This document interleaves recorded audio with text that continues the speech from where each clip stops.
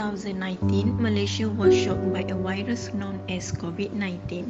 COVID-19 killing a significant number of individuals, which is this pandemic is the greatest communicable disease outbreak to have hit Malaysia. The ongoing COVID-19 pandemic has so far claimed over 100 Malaysian lives. There are two waves of the COVID-19 cases in Malaysia.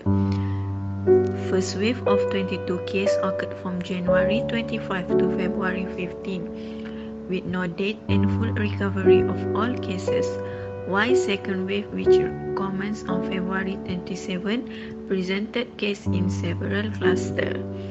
Other clusters appeared from local mass gatherings and imported cases of Malaysians returning from overseas. 70% of them were infected through community transmission and not while handling pathogens.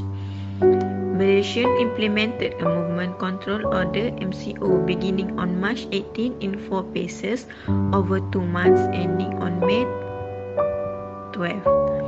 Malaysia lost 2.4 billion ringgit a day during the MCO period and has relaxed the MCO and opened up its economic sector to relieve its economic burden. There are a symptom and spread of COVID-19, which is respiratory illness with fever, cough and difficulty breathing. While some people experience chills and shaking, muscle pain, headache, sore throat or a new loss of sense of taste or smell.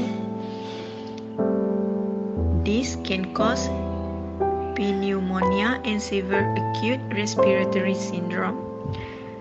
The spreading can occur when the virus travels in respiratory droplets, which is an infected person cough, sneeze, talk, sing or breathe near you, which is within 6 feet.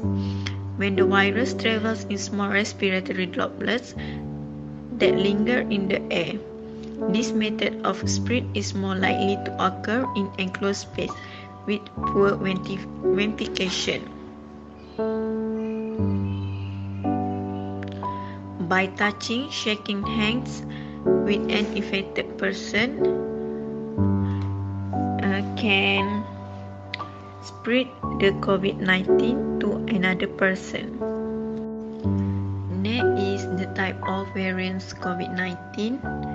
There are 4 types, which is Delta, Alpha, Gamma and Beta.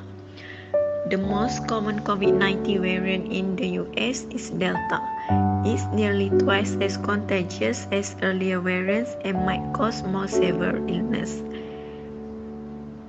Next is Alpha. The COVID-19 variant appears to spread more easily, with about a 50% increase in transmission compared to previous circulating variants. Gamma is the variants reduce the effectiveness of some monoclonal antibody medications and the antibodies generated by a previous COVID-19 infection or vaccine. While Beta appears to spread more easily with about 50% increase in transmission compared to previous circulating variants. Despite this positive development, some issues and challenges have arisen which need to be recognized. The first concern foreigners and migrant workers in Malaysia. The year 2020 saw a pandemic-induced uptick in negative sentiment against this group, which only invited further media interest into their life. For example, some outbreaks are not to have occurred in places with poor living standards for foreign workers, such as workers' living quarters, workplace and even immigration holdings. Fortunately, the government of Malaysia has announced that vaccine would also be distributed to non-Malaysian citizens free of charge. This step would elevate foreigners' confidence in the government and confer diplomatic goodwill to Malaysian relations with the migrants' origin countries.